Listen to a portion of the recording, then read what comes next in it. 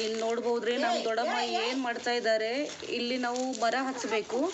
ಅದೇ ಮರ ದೊಡ್ಡಮ್ಮ ಹೇಳ್ತೀರಾ ಮಾಹಿತಿ? ತುಳಸಿ ಗಿಡ ಹಚ್ಚಬೇಕು ನಾವು. ದೊಡ್ಡಮ್ಮ ಏನೇನು ಹಾಕ್ತಾ ಇದ್ದಾರೆ ನೀವು? ತೆಂಗಿನ ಜುತ್ತ ಮತ್ತೆ ಉಳ್ಳಾಗಡ್ಡಿ ಸೊಪ್ಪಿ. ಅದರಿಂದ ಏನಾಗತ್ತೆ? ಅದರಿಂದ ಅದಕ್ಕೆ ಪೌಷ್ಟಿಕ ಸಿಗ್ತೈತಿ. ಹಾಂ ನೋಡ್ರಿ, ಇದು ಮಾಹಿತಿ ನಿಮಗೆ ಯಾರಿದ್ರೆ ಗೊತ್ತಿತ್ತಂದ್ರೂ ನಂಗೆ ಕಮೆಂಟ್ಸ್ ಮಾಡಿರಿ. ನನಗಂತ ಗೊತ್ತಿರಲಿಲ್ಲ. ನನಗೆ ತುಂಬ ಖುಷಿ ಆಗತ್ತೆ. ದೊಡ್ಡಮ್ಮ ಪ್ರತಿ ಸತಿ ಒಂದು ಡಿಫ್ರೆಂಟ್ ಟಿಪ್ಸ್ ಕೊಡ್ತಾರು. ಮತ್ತೆ ಒಂದು ಹಾಲಿಂದ ಒಂದು ಹೇಳ್ತೇನೆ ನಿಮಗೆ. ನನಗಂದ್ರೆ ತುಂಬ ಹೆಲ್ಪ್ ಆಗಿದೆ. ಹಾಲಿನ ಪಾಕೆಟ್ ತಂದು ಇಟ್ಟಿರ್ತೀವಿ, ಅದು ಚೂರು ಓಲ್ಡ್ ಆಗಿರತ್ತೆ. ನಮಗೆ ಭಯ ಇರುತ್ತೆ ಅದೇನೋ ಕೆಡತ್ತೇನಾ ಅಂತ. ಅದು ಕಾಸೋಕ್ಕೆ ನಮಗೆ ಬೇಜಾರು. ಇಲ್ಲ ಹೆಂಗೆ ಮಾಡೋನು, ಕಾಸಿದ್ರೆ ಒಡೆದು ಹೋಗುತ್ತಲ್ವ ಅಂತ. ಅವಾಗ ಏನು ಮಾಡ್ಬೇಕಂದ್ರೆ ಹಾಲು ಕಾಸೋ ಟೈಮ್ದಾಗ ಹತ್ರ ಸ್ವಲ್ಪ ಸಕ್ಕರೆ ಹಾಕಬೇಕು. ಅರ್ಧ ಸ್ಪೂನ್ ಅಷ್ಟು ಹಾಕ್ಬೋದು. ಆ ಸಕ್ಕರೆ ಹಾಕಿ ಕಾಸಿದ್ರೆ ಹಾಲು ಒಡೆಯಲ್ಲ. ಇದು ದೊಡ್ಡಮ್ಮ ಕೊಟ್ಟಿದ್ದ ಟಿಪ್ಸ್. ಇದು ನನಗೆ ಮಾತ್ರ ಯೂಸ್ ಆಗಿದೆ. ಆ ದಿವಸ ದೊಡ್ಡಮ್ಮ ಹೇಳಿದ ದಿವಸ ನಮಗೆ ಮಳೆಯಲ್ಲಿ ಜಾಸ್ತಿ ಇತ್ತು ಹಾಲು. ಅದೇನೂ ಕೆಡಲಿಲ್ಲ. ಅವಾಗ ನಂಗೆ ತುಂಬ ಖುಷಿ ಆಯಿತು.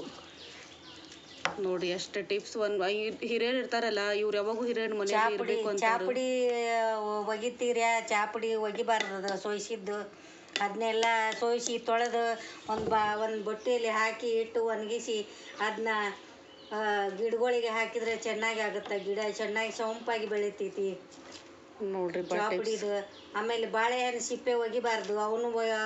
ಅವನು ಒಣಗಿಸಿ ಅದಕ್ಕೆ ಮಿಕ್ಸಿಗೆ ಹಾಕಿ ಪೌಡ್ರ್ ಮಾಡಿ ಅದರೊಳಗೆ ಕೂಡಿಸಿ 8 ದಿವಸಕ್ಕೊಮ್ಮೆ ಅದಕ್ಕೆ ಹಾಕಬೇಕು ಗಿಡಗಳಿಗೆ.